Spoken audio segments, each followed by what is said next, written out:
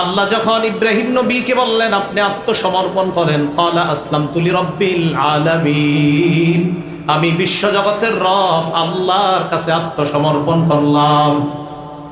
ইব্রাহিম নবী আল্লাহর কাছে আত্মসমর্পণ করলেন। ইব্রাহিম নবী বললেন আমি রবের কাছে আত্মসমর্পণ করলাম। এখন দেখেন ইব্রাহিম নবী আত্মসমর্পণ করার একটা দৃষ্টান্ত। কি দৃষ্টান্ত? সূরা আস-সাফফাত 102 থেকে 107 নম্বর আয়াতে আল্লাহ বলেন, ফালাম্মা বালাগা মা'হুস সা'য়া, ইব্রাহিম নবী যখন তার সন্তান ইসমাইল নবীকে নিয়ে বের হলেন একদিন, তো ফালাম্মা বালাগা মা'হুস সা'য়া, ইসমাইল নবী যখন কাজ করার বয়সে পৌঁছলেন, ছোট মানুষ তো বড় হইতে হইতে কাজ করতে পারে এমন বয়সে পৌঁছছে, ইব্রাহিম নবী সন্তানরে বাহিরে নিয়ে গেছে, চলো কাজ আছে। ক্বালা ইয়া বুনাইয়া ইন্নী আরা ফিল মানামি আন্নী আযবাহুকা ফানজুর মাযা তারা, ইব্রাহিম নবী সন্তানকে বললেন আমি স্বপ্নে দেখলাম আমি তোমারে জবাই করতেছি, তুমি বলো তোমার কি অভিমত, তুমি চিন্তা করে আমাকে জানাও। ফানজুর, চিন্তা করো, মাজা তারা, তোমার কি সিদ্ধান্ত। প্রশ্ন, ইব্রাহিম নবী সন্তানের কাছে কি চাইছে? সিদ্ধান্ত। বলেন কি চাইছে? এখন ইসমাইল নবী যদি বলতেন আব্বা আমারে জবাই করেন না, কি করেন না, আপনাকে বললাম ভাই আপনি কি যাবেন না যাবেন না, কয়টা অপশন আছে? আপনি যাইতেও পারেন নাও যাইতে পারেন। সন্তানরে বলতেছে আমি স্বপ্নে দেখলাম তোমারে জবাই করি, তোমার কি সিদ্ধান্ত বলো। এখন সন্তানের দুইটা অপশন, আব্বা জবাই করেন, আব্বা জবাই করেন না, এটাই তো। এখন প্রশ্ন হলো ইব্রাহিম নবী এই প্রশ্ন সন্তানরে কেন করলেন? হুকুম কার? আল্লাহ। আল্লাহর হুকুম পালন করতে গিয়ে প্রশ্ন কিসের? আবার হুকুম পালন করেন, কথাটা বুঝছেননি আপনারা? আল্লাহর হুকুম পালন করতে গিয়ে সন্তানকে প্রশ্ন করার কি দরকার? প্রশ্ন ছাড়াই তো জবাই করতে পারতেন, কারণ হুকুমটা কার? এখন মুফাসসিরিনে কেরাম সুন্দর কথা লেখছে যে ইব্রাহিম নবী সন্তান ইসমাইলকে প্রশ্ন করার উদ্দেশ্য এই না যে সন্তান যদি না বলে জবাই করবে না, আর হা বললে জবাই করবে, এটা না। হা বললেও জবাই করবে, না বললেও জবাই করবে, কারণ হুকুম তো আল্লাহর। নবী ইব্রাহিম শুধু সন্তানকে পরীক্ষা করতে চাইলেন, দেখি আল্লাহর হুকুম পালন করার ক্ষেত্রে আমার সন্তান ইসমাইলের আগ্রহটা কেমন। তাহলে না আর হা অপশনের কথা না, হা বলুক জবাই করবে, না বলুক জবাই করবে, চাইলেন আমার সন্তান দেখি কি বলে। ইসমাইল নবী জবাব দিয়ে দিলেন, আব্বা আপনি কিসের চিন্তা করার সুযোগ দিছেন? চিন্তার দরকার নাই, আল্লাহ যা বলছে তাড়াতাড়ি পালন করেন, এখনই বাস্তবায়ন করেন। সাতাজিদুনি ইনশাআল্লাহু মিনাস সাবিরিন, আব্বা আপনি আমারে ধৈর্যশীলদের অন্তর্ভুক্ত পাবেন। আল্লাহ চাহেন তো আমি দৌড়ায়া পালিয়ে যাব না, আপনি আমাকে ধৈর্যশীল পাবেন। আব্বা আপনি আল্লাহর হুকুম পালন করেন। এখন আল্লাহ কি বলছে দেখেন, ফালাম্মা আসলামা, তারা দুইজন যখন আত্মসমর্পণ করলেন। একটু বুঝেন এই জায়গায় কোরআন সূরা বাকারার 131 নম্বর আয়াতে আল্লাহ বললেন, ইদ ক্বালা লাহু রাব্বুহু আসলিম, ইব্রাহিম নবীর রব যখন তাকে বললেন ও ইব্রাহিম আলাইহিস সালাম আপনি আমার কাছে আত্মসমর্পণ করেন, নবী ইব্রাহিম বললেন আমি আত্মসমর্পণ করলাম। সূরা আস-সাফফাতে আল্লাহ বলে ফালাম্মা আসলামা, বাবা এবং ছেলে দুইজন যখন আত্মসমর্পণ করলেন। আগে বলছে শুধু বাবার কথা, এখানে বলছে কার কথা? বাবা এবং সন্তান। কেন? ওই যে বাপ সন্তানকে পরীক্ষা করে নিছে, বাবা তুমি চিন্তা করে দেখো, আমি স্বপ্নে দেখছি তোমারে জবাই করি, তুমি বলো কি করব? সন্তান কয় ইফআল মা তুমার, আব্বা আল্লাহ যা বলছে এটা পালন করেন। এখন আল্লাহই কোরআনের মধ্যে সিদ্ধান্ত দিয়ে দিলেন, ফালাম্মা আসলামা, বাবা এবং ছেলে দুটোটাই আমার কাছে আত্মসমর্পণ করছে। ওয়াতাল্লাহু লিল জাবিন, এবার ছুরি চালাইছে সন্তানের গলায়। একটু চিন্তা করেন তো, আপন বাপ আপন ছেলে, এরকম না যে সব, ছেলের গলায় ছুরি চালাইছে। আল্লাহ ডাক দিলেন, ওয়ানাদাইনাহু আইয়া ইব্রাহিম ক্বাদ সাদ্দাকতার রুইয়া, আমি ইব্রাহিমকে ডাক দিলাম, ডাক দিয়ে বললাম আপনি সত্য, আপনি যেই স্বপ্ন দেখেছেন এই স্বপ্ন আপনি সত্যে পরিণত করলেন। আপনি স্বপ্নে দেখছেন সন্তান জবাই করেন, এই যে স্বপ্নটা এটা আপনি সত্যায়ন করেছেন। এখন একটু বুঝেন এই জায়গায় স্বপ্ন দেখাইছে কে? আল্লাহ। এখন স্বপ্ন দেখার পরে নবীদের স্বপ্ন ওহী। ইব্রাহিম নবী ছুরি চালাইতেছে কার হুকুমে? ইব্রাহিম নবীরে আল্লাহ বলতেছে আপনি যে স্বপ্ন দেখছেন এই স্বপ্নটা সত্যে বাস্তবায়ন করছেন। দেখেন বান্দা একজন নবী তার স্বপ্নকে বাস্তবায়ন করেছেন, এই ঘোষণা এই সিদ্ধান্ত আল্লাহ জানায় দিয়েছেন। আপনি স্বপ্ন যেটা দেখছেন এটা বাস কার্যকরী হয়ে গেছে। ইন্না কাযালিকা নাজজিল মুহসিনিন। আল্লাহ বলেন এইভাবে আমি ভালো মানুষদেরকে পরীক্ষা করি। মনে রাখবেন আল্লাহ কোরবানি চান, কোরবানি নেন না। কি বললাম? আল্লাহ কোরবানি চায়, বান্দা তুমি এটা করো করো করো। আপনি চেষ্টা করতে করতে করতে করতে শেষ স্টেজে পৌঁছে গেছেন, আল্লাহর সাহায্য শুরু হয়ে যাবে। এজন্য আল্লাহ বলে একটু কোরবানি দাও দাও, করো করো করো। এই আপনি করতেছেন, বাস সাহায্য শুরু হয়ে যাবে। এজন্য আল্লাহ কিছু কোরবানি চান, এরপরে আল্লাহ দেখবেন ফাইনাল স্টেজে আইসা আপনার উপর এমন পরিমাণ সাহায্য শুরু করেন, এটাকে বলা হয় আল্লাহ নুসরত। এজন্য আল্লাহ বান্দার থেকে কোরবানি চান, কিন্তু পরিপূর্ণ কোরবানি আল্লাহ বান্দার থেকে নেন না। শুধু দেখে আমার বান্দা চেষ্টা করে কিনা, আমার বান্দা আমার হুকুম পালনে সচেষ্ট হয় কিনা, এটা আল্লাহ দেখেন। পরিপূর্ণতাটা আল্লাহ দান করে দেন। এরপরে আল্লাহ বলেন ইন্না হাযা লাহুয়াল বালাউল মুবিন, এটা স্পষ্ট পরীক্ষা। ওয়া ফাদাইনাহু বিযিবহিন আযীম, আমি ইসমাইলের পরিবর্তে বড় একটা প্রাণী দিয়ে কোরবানির ব্যবস্থা করে দিলাম। তখন থেকে মানুষ না প্রাণী দিয়ে কোরবানির প্রচলন আল্লাহ পাক রব্বুল আলামিন ইব্রাহিম নবীর সুন্নত হিসাবে কিয়ামত পর্যন্ত মুসলমানদের জন্য এই সুন্নতটা আল্লাহ চালু করে দিয়েছেন। الحمد لله وكفى وسلام على عباده الذين اصطفى أما بعد فأعوذ بالله من الشيطان الرجيم بسم الله الرحمن الرحيم إن عدة الشهور عند الله 12 شهرا في كتاب الله يوم خلق السماوات والأرض منها 4 حرم وقال رسول الله صلى الله عليه إن الزمان قد استدار كهيئته يوم خلق الله السماوات والأرض السنة 12 شهرا منها 4 حرم 3 متواليات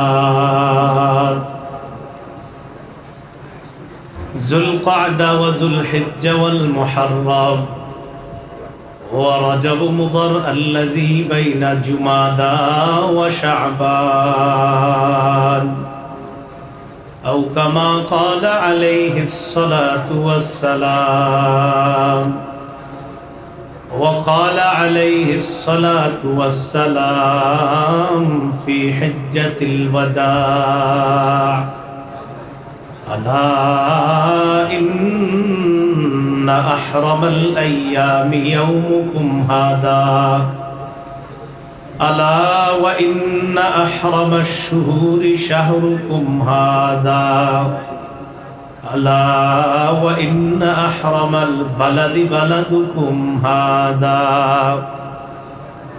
ألا إن دماءكم وأموالكم عليكم حرام كحرمة يومكم هذا في شهركم هذا في بلدكم هذا ألا هل بلغت قالوا نعم قال اللهم اشهد اللهم صل على محمد وعلى آل محمد كما صليت على إبراهيم وعلى آل إبراهيم إنك حميد مجيد اللهم بارك على محمد وعلى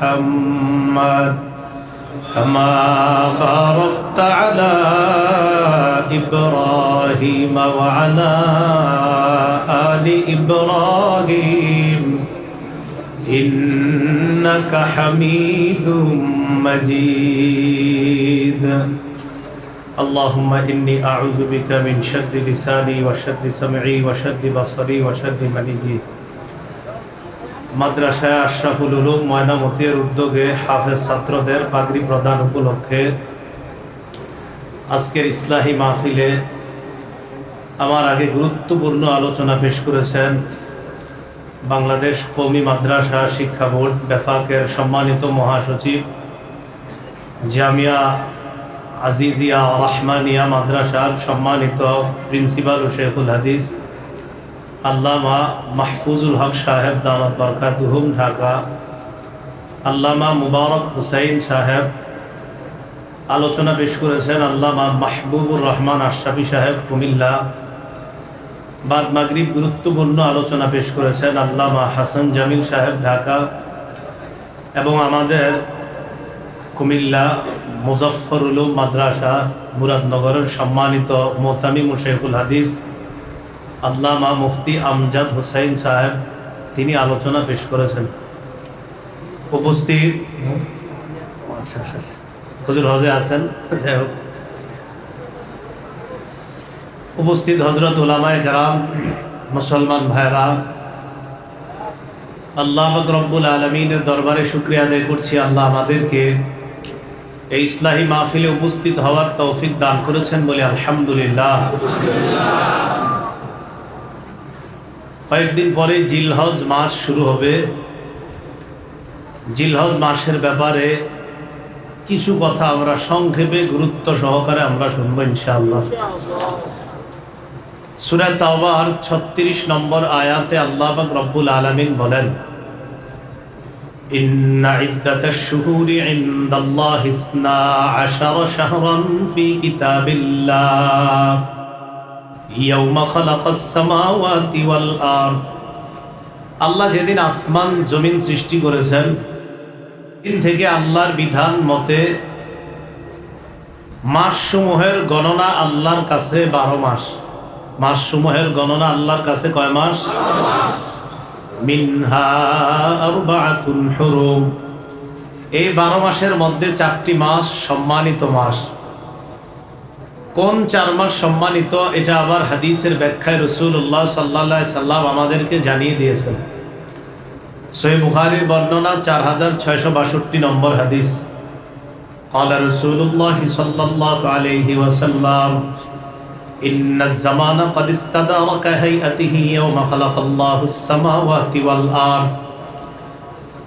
আসমান জমিন যেদিন আল্লাহ সৃষ্টি করেছেন, সেদিন থেকে সময় যেমন ছিল তার ওই রূপে ওই অবস্থায় সময় আবার ফিরে এসেছে। এই কথার অর্থ কি? কাফের মুশরিকরা মাঝখানে সময়, মাস এবং বছরের গণনা উলট পালট করে কম বেশি করতে চেয়েছিল। তো নবীজি ঘোষণা করলেন, না, আসমান জমিন সৃষ্টি করার সময় সময়ের গণনা আল্লাহ যেমন রেখেছেন তেমন আছে, তেমন থাকবে। এতদিন তোমরা যে ভুলভাল বলেছো এগুলা হবে না, সময় আবার তার আগের অবস্থায় ফিরে এসেছে। মিনহা আরবাআতুন হুরুম। নবী সাল্লাল্লাহু আলাইহি সাল্লাম বলেন, as-sanatu 12 শাহরা। বছর হয় 12 মাসের। মিনহা আরবাআতুন হুরুম। এর মধ্যে 4টি মাস সম্মানিত। সালাসুন মুতাওয়ালিয়াত। 3টি মাস ধারাবাহিকভাবে। 1 নাম্বার যুলকাদা, 1 নাম্বার জিলকদ মাস, 2 নাম্বার যুলহিজ্জা, 2 নাম্বার জিলহজ মাস, 3 নাম্বার ওয়াল মুহররম, মুহররম মাস। দেখেন তো এই 3টা মাস ধারাবাহিক কিনা? জিলকদ, জিলহজ, মুহররম। চতুর্থটা হলো ওয়া রজব মুযর আল্লাযী বাইনা জুমাদা ওয়া শাবান। আরেকটা হলো রজব মাস, যেটা শাবান মাসের আগের মাস আর জুমাদাল উখরার পরের মাস। জুমাদাল উখরা আর শাবান মাসের মাঝের মাসটার নাম কি? রজব মাস। এই 4 মাস সম্মানিত। তাহলে আল্লাহ কোরআনে বললেন 4 মাস সম্মানিত, নবী হাদিসে ব্যাখ্যা দিয়ে বুঝিয়ে দিলেন কোন 4 মাস। তো বলেন তো কোরআন বোঝার জন্য হাদিস লাগবে নি? এইটাই তো বোঝা যায়। এখন কথা হলো যে 4 মাস সম্মানিত, এই 4 মাসের মাঝে আবার সবচেয়ে বেশি সম্মানিত জিলহজ মাস। সম্মানিত কয় মাস? 4 মাস। কয় মাস? এই 4 মাসের মাঝে আবার সবচেয়ে সম্মানিত জিলহজ মাস। এটা আবার নবীজি সাল্লাল্লাহু আলাইহি সাল্লামের আরেকটা হাদিস থেকে জানা যায়। ইবনে মাজার হাদিস নাম্বার 3931 নম্বর হাদিস, 3931। ক্বালা রাসূলুল্লাহ সাল্লাল্লাহু আলাইহি ওয়াসাল্লাম, রাসূলুল্লাহ সাল্লাল্লাহু আলাইহি ওয়াসাল্লাম বলেন, বিদায় হজের দিন ভাষণের মধ্যে নবীজি বলেন, আলা ইন্না আহরামাল আইয়ামি ইয়াউমুকুম হাদা, শোনো তোমরা, দিনসমূহের মাঝে সবচেয়ে সম্মানিত দিন হলো আজকের দিন, মানে জিলহজ মাসের 10 তারিখ, যে দিনটা কুরবানির দিন। আলা ওয়া ইন্না আহরামাশ শুহুরি শাহরুকুম হাদা, শোনো, মাসসমূহের মধ্যে সবচেয়ে সম্মানিত পবিত্র মাস হলো জিলহজ মাস। বলেন, মাসের মধ্যে সবচেয়ে পবিত্র মাস কোন মাস? পবিত্র মাস, সবচেয়ে পবিত্র মাস মোট কয়টা? এর মাঝে আরো সবচেয়ে পবিত্র কোনটা? তো নবীজি বিদায় হজে বলে বসলেন, আলা ওয়া ইন্না আহরামাশ শুহুরি শাহরুকুম হাযা, তোমাদের মাসসমূহের মাঝে সবচেয়ে সম্মানিত মাস এই মাসটা, মানে জিলহজ মাস। আলা ওয়া ইন্না আহরামাল বালাদি বালাদুকুম হাযা, সবচেয়ে সম্মানিত শহর হলো এই শহর তথা পবিত্র শহর মক্কা। এরপর নবীজি বলেন, আলা ইন্না দিমাআকুম ওয়া আমওয়ালাকুম আলাইকুম হারামুন কাহুরমাতি ইয়াউমিকুম হাদা ফি হাদা শাহরি ফি হাদাল বালাদ। নবীজি বলেন, পবিত্র শহর মক্কায়, পবিত্র মাস জিলহজ মাসে, পবিত্র দিন জিলহজের 10 তারিখ, পবিত্র শহর মক্কা, পবিত্র মাস জিলহজ আর পবিত্র দিন 10 তারিখ, এগুলা যেমন পবিত্র, আমি নবী, তোমরা মুসলমানরা একজন আরেকজনের কাছে তোমাদের রক্ত এবং তোমাদের সম্পদ তেমন পবিত্র বলে, সম্মানিত বলে ঘোষণা করলাম। আমাদের এই হাদিস দ্বারা উদ্দেশ্য, সবচেয়ে সম্মানিত মাস 4টা, আর এই 4টার মাঝে আবার সবচেয়ে সম্মানিত জিলহজ মাস। জিলহজ মাস সবচেয়ে সম্মানিত। এই জিলহজ মাসের মধ্যে প্রথম 10 রাত, এই 10 রাতের গুরুত্ব আল্লাহর কাছে অনেক। সূরা ফজরের 2 নম্বর আয়াতে আল্লাহ বলেন, ওয়াল ফাজরি ওয়া লায়ালিন আশ, 10 রাতের শপথ। আল্লাহ যখন কোনো বিষয়ের শপথ করেন, ওই বিষয়টা খুব গুরুত্বপূর্ণ হয়। তাহলে জিলহজ মাসের প্রথম 10 রাতের শপথ করেছেন, এখান থেকে বোঝা যায় জিলহজ মাসের প্রথম 10 রাত এটা আল্লাহর কাছে অনেক মর্যাদাপূর্ণ। জিলহজ মাসের প্রথম 10 দিন, ক্বালা রাসূলুল্লাহ সাল্লাল্লাহু আলাইহি ওয়াসাল্লাম, আফজালুল আইয়াম আইয়ামুল আশ। নবীজি সাল্লাল্লাহু আলাইহি সাল্লাম বলেন, আফজালু আইয়ামিদ দুনিয়া, দুনিয়ার মধ্যে সবচেয়ে শ্রেষ্ঠ দিন হলো আইয়ামুল আশ। নবীজি সাল্লাল্লাহু আলাইহি সাল্লাম বলেন, সবচেয়ে সম্মানিত দিন জিলহজ মাসের প্রথম 10 দিন। জিলহজ মাসের প্রথম 10 দিন। তাহলে জিলহজ মাসের প্রথম 10 রাতেরও ফজিলত, আবার 10 দিনেরও ফজিলত। এই জন্য এই 10 দিনে জিকির করা, নির্দিষ্ট এই 10 দিনে জিকির করার কথা আল্লাহ পাক রব্বুল আলামিন সূরা হজের 28 নম্বর আয়াতে আল্লাহ বলেন, ওয়াজকুরুল্লাহা ফি আইয়ামিম মা'লুমাত ওয়াযকুরু ইসমাল্লাহি ফি আইয়ামিম মা'লুমাতিন আলা মা রাযাকাহুম মিন বাহিমাতিল আনআম। তারা যেন আল্লাহর নাম স্মরণ করে এই মাসে, এই মাসের প্রথম যে দশক, ওয়াযকুরু ইসমাল্লাহ, তারা যেন আল্লাহর নাম নিতে পারে, ফি আইয়ামিম মা'লুমাত, নির্দিষ্ট দিনে। এই নির্দিষ্ট দিন মানে জিলহজ মাসের প্রথম 10 দিন। এজন্য এই প্রথম 10 দিন জিকির করা। তাহলে যেই 10 দিনে আল্লাহ জিকিরের কথা আলাদা কোরআনে বললেন, এই 10 দিনের মর্যাদা কম না বেশি? বেশি। আল্লাহ আমাদেরকে আমলের মাধ্যমে কাটানোর তৌফিক দান করেন, আমিন। তো এই জন্য রাসূলুল্লাহ সাল্লাল্লাহু আলাইহি সাল্লামের হাদিস দ্বারা বুঝলাম যে জিলহজ মাসের 10 দিন এটা আল্লাহর কাছে খুব প্রিয়। জিলহজ মাসের প্রথম যে 10 দিন, এই 10 দিনে আমরা কি আমল করব? আবু দাউদের বর্ণনা 2430 নম্বর হাদিস। এই হাদিসের মধ্যে আসছে, এটা বুখারীতে আসছে, বুখারী শরীফের 969 নম্বর হাদিস, তিরমিজি শরীফের 757 নম্বর হাদিস, আবু দাউদের 2438 নম্বর হাদিস। এই হাদিসের মধ্যে আসছে ক্বালা রাসূলুল্লাহ সাল্লাল্লাহু আলাইহি ওয়াসাল্লাম মা মিন আইয়ামিন আল আমালুস সালিহু ফিহা আহাব্বু ইলাল্লাহ মিন হাযিহিল আইয়াম ইয়ানি আল আশার, ইয়ানি আইয়াম আল আশার। নবীজি সাল্লাল্লাহু আলাইহি সাল্লাম বলেন, আল্লাহর কাছে এই 10 দিনের চাইতে এমন ফজিলতপূর্ণ দিন আর নাই। কোন 10 দিন? জিলহজ মাসের প্রথম 10 দিনের ইবাদত, এই 10 দিনের ফজিলত, এটা আল্লাহর কাছে এত বেশি যে এমন ফজিলত আর কোনো দিনের ব্যাপারে নাই।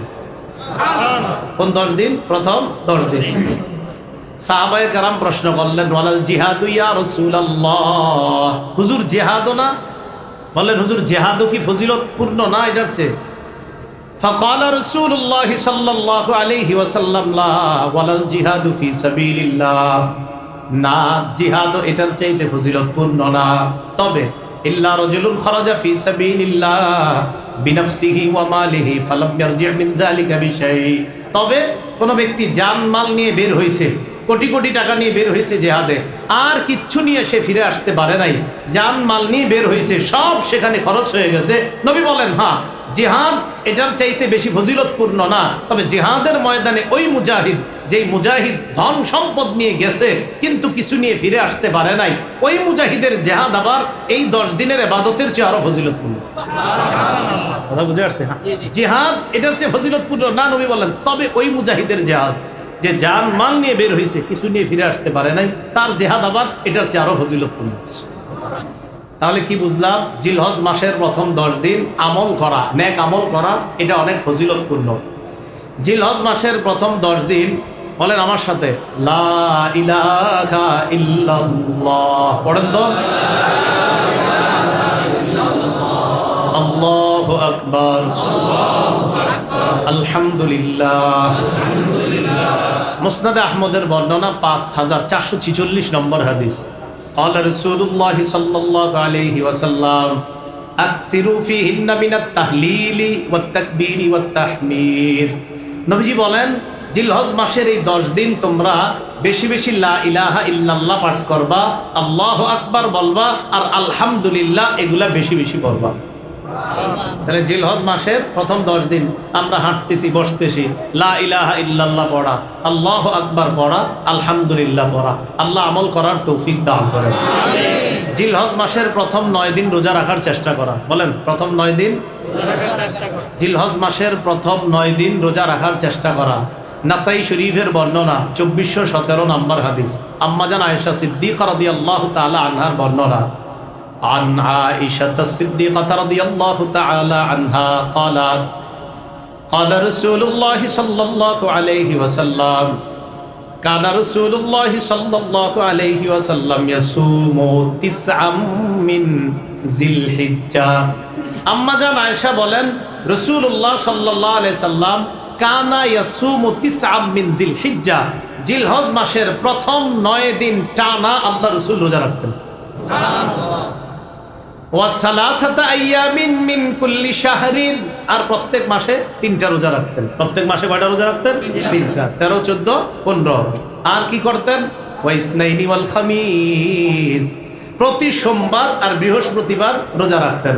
তাহলে জিলহজ মাসের প্রথম 9 দিন রোজা রাখতেন, প্রতি মাসে 3টা রোজা রাখতেন, সোমবার আর বৃহস্পতিবার রাসূল সাল্লাল্লাহু আলাইহি সাল্লাম রোজা রাখতেন। যাই হোক, আমাদের উদ্দেশ্য এখন জিলহজ মাস, তাহলে জিলহজের প্রথম 9 দিন রোজা রাখার চেষ্টা করা। যদি পারেন, এটা খুব গুরুত্বপূর্ণ ফজিলতপূর্ণ আমল। যদি না হয়তো নবী টানা 9টা রোজা রাখতেন না। এই 9 রোজার ফজিলত আছে বলেই আল্লাহ রাসূল টানা 9টা রোজা রাখতেন। যারা কোরবানি দিবেন, বলেন যারা কি দিবেন? কোরবানি। তারা এই যে কোরবানি যে দিবেন, আপনারা এই প্রথম 10 দিন চুল, নখ ইত্যাদি এগুলা কাটবেন না। মুসলিম শরীফের বর্ণনা 1977 নম্বর হাদিস, আমাদের মাদ্রাসার পাঠ্যপুস্তক অনুসারে। আর যারা পকেটে মোবাইল চালান, মাঝে মাঝে হাদিসের অ্যাপস খুইলা মিলান হুজুরের কথাটা সঠিক কিনা, এই অনুযায়ী 5013 নম্বর হাদিস। এটা তাকরার অনুযায়ী হাদিসটা, ঠিক আছে? আমাদের মাদ্রাসার পাঠ্যপুস্তক অনুসারে 1977, আর আমাদের মাদ্রাসার পাঠ্যপুস্তকে যেটা ওই নাম্বারটা সারা দুনিয়াতে চলে, পকেটে যেটা এই নাম্বারটা কিন্তু পুরো দুনিয়াতে চলে না, এটা শুধু বাংলাদেশে, মনে রেখে দেবেন। তো রাসূলুল্লাহ সাল্লাল্লাহু আলাইহি ওয়াসাল্লাম বলেন, ইদা রাআইতুম হিলালা দিল হজ্জা, রাসূলুল্লাহ সাল্লাল্লাহু আলাইহি সাল্লাম বলেন, ইদা রাআইতুম হিলালা দিল হিজ্জা, তোমরা যখন জিলহজ মাসের চাঁদ দেখবা, বলেন কোন মাসের? তোমরা যখন জিলহজ মাসের চাঁদ দেখবা, তাহলে প্রথম কথা জিলহজের চাঁদ দেখলাম, দেখার পর কি, ওয়া আরাদা আহাদুকুম আইয়ুদহিয়া, আর তোমাদের কেউ যদি কোরবানি করার ইচ্ছা করো, তাহলে প্রথম হলো চাঁদ দেখলেন, চাঁদ দেখার আগে থেকে তো আপনার জানেন আপনি এবার কোরবানি দিবেন কিনা, তো চাঁদ দেখার সাথে সাথে এরকম যদি হয় যে আপনাদের কেউ কোরবানি দিবেন, ফালইউমসিকান শারিহি ওয়া আসফারিহি, ওই ব্যক্তি যেন চুল কাটা নখ কাটা থেকে বিরত থাকে, চুল কাটা আর নখ কাটা থেকে কি থাকে, বিরত থাকে। তাহলে চুল কাটা নখ কাটা থেকে বিরত থাকা এই 10 দিন, এজন্য জিলহজ শুরু হওয়ার আগে নখগুলা কেটে নেওয়া, চুলগুলা বড় থাকলে ছোট করে নেওয়া। আল্লাহ আমল করার তৌফিক দান করেন, আমিন। জিলহজ মাসের 9 তারিখ, 9 জিলহজ মানে আরাফার দিন যেটাকে বলা হয়, বলেন কয় জিলহজ? 9 জিলহজ। এই 9 জিলহজের একটা রোজা রাখা, এটা কথার কথা, প্রথম কথা আমরা যদি 8টা না পারলাম, 1 2 3 4 এরকম 8টা না পারলাম, সেক্ষেত্রে কি করবেন? সেক্ষেত্রে 9 জিলহজ যদি রোজা, শুধু 9 জিলহজের রোজাটা রাখেন। আবু দাউদ শরীফের বর্ণনা 2425 নম্বর হাদিস, এই হাদিসের মধ্যে আসছে, ক্বালা রাসূলুল্লাহ সাল্লাল্লাহু আলাইহি ওয়াসাল্লাম, সিয়ামু আরাফাতা ইন্নী আহতাসিবু আলাল্লাহ আইয়ুকাফিরাস সানাতাল্লাতী ক্বাবলা ওয়াল্লাতী বা'দা, আরাফার দিনের একটা রোজা রাখলে আগের 1 বছর, পরের 1 বছর, 2 বছরের গুনাহ মাফ। কয় বছরের গুনাহ মাফ? 2 বছর। এখন কথা হলো, আরাফার দিনের এই যে রোজাটা রাখবো আমরা, 9 জিলহজ ফজরের নামাজের থেকে, ফজরের নামাজের সালাম ফিরানোর পর থেকে 13ই জিলহজ আসরের নামাজের পর পর্যন্ত একটা আমল করব আমরা, এটাকে বলা হয় তাকবীরে তাশরিক। বলেন কি বলা হয়? তাকবীরে তাশরিক। আবু দাউদের বর্ণনা 1813 নম্বর হাদিস, ক্বালা রাসূলুল্লাহ সাল্লাল্লাহু আলাইহি ওয়াসাল্লাম, নবীজি বলেন, ইন্না হাদিহিল আইয়াম আইয়ামু আকলিন ওয়া শুরবিন ওয়া যিকরিন, নবী বলেন এই দিনগুলা হলো খাওয়ার দিন, পান করার দিন, জিকির করার দিন। এই দিনগুলা খাওয়ার দিন, পান করার দিন, আর হলো জিকিরের দিন। তাহলে এই দিনে আমরা খাবো, পান করব, জিকির করব, এটা নবীজি সাল্লাল্লাহু আলাইহি সাল্লাম আমাদেরকে জানায়া দিলেন। এখন তাকবীরে তাশরিকটা এটা কি পারেননি সবাই? করেন তো।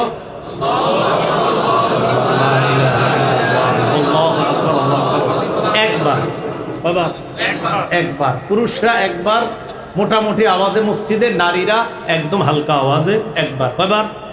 একবার। মনে থাকবি নি? তাহলে একবার, অনেকে 3-4 বার করে এরকম, তা একবার করবেন, একবার উঁচু আওয়াজে একবার, বাস। নারীরা হালকা আওয়াজে, পুরুষরা উঁচু আওয়াজে। আল্লাহ আমল করার তৌফিক দান করেন। এখন কথা হলো, আরাফার দিন নাকি 9 জিলহজ? একটা আমাদের মাঝে প্রতি বছর একটা সমস্যা তৈরি হয়, আরাফার দিনে রোজা রাখবো না 9 জিলহজ? যাদের এই প্রশ্ন উঠবে, আপনারা এক কাম করবেন, পরে প্রশ্নটা যাই 9 জিলহজ না আরাফার দিন। যাদের এই প্রশ্ন উঠবে যে হুজুর 9 জিলহজ না আরাফার দিন, আপনি এক কাম করলে আর এই প্রশ্ন উঠবে না। আপনি জিলহজের 1 তারিখ থেকে সবটি রোজা রেখেন, তাহলে আর এই প্রশ্ন জাগবে না। কেন? আপনি আরাফার দিনেরটাও রেখে লাইছেন, 9 জিলহজও রেখে লাইছেন। কথা বুঝছেন নি? আপনি 1 তারিখ থেকে ডেলি রাখবেন, তাহলে আর প্রশ্ন আসবে না, হুজুর আরাফার দিন না 9 জিলহজ, আরাফার দিন না 9 জিলহজ। এখন কথা হলো, আরাফার দিন দ্বারা উদ্দেশ্য কি? সারা পৃথিবীর ওলামায়ে কেরামদের বেশিরভাগ, অধিকাংশ ওলামায়ে কেরামদের ইজমা, ঐক্যমত হলো আরাফার দিন দ্বারা উদ্দেশ্য 9 জিলহজ। বলেন কতই জিলহজ? ইবনুল মুনজির, ইবনে তাইমিয়াহ রহমতুল্লাহি আলাইহি, ইবনে উসাইমিন, আব্দুল্লাহ বিন বাজ রহমতুল্লাহি আলাইহি, সৌদি আরবের বড় বড় মুফতি যারা, সবাই এই ব্যাপারে একমত। ইয়াউমু আরাফা দ্বারা উদ্দেশ্য হলো 9 জিলহজ। ইয়াউমু আরাফা দ্বারা উদ্দেশ্য কতই জিলহজ? 9 জিলহজ উদ্দেশ্য। এটা কিভাবে? খুব মন দিয়ে শোনেন। 3 জন সাহাবী, আব্দুল্লাহ ইবনে আব্বাস, আব্দুল্লাহ ইবনে মাসউদ, আলী রাদিয়াল্লাহু তাআলা। কয়জন সাহাবীর নাম বললাম? 1 নাম্বার আব্দুল্লাহ ইবনে আব্বাস। কানা আব্দুল্লাহ ইবনে আব্বাস রাদিয়াল্লাহু তাআলা আনহুমা ইউকাব্বিরু উকাইবা কুল্লি সালাতিন দুবুরা কুল্লি সালাতিন ইয়াউমা আরাফা। ইলা আখিরি আইয়ামিত তাশরীক। আমি অনুবাদ করার পর আপনাদেরকে জিজ্ঞাসা করব, আপনারা জবাব দিবেন।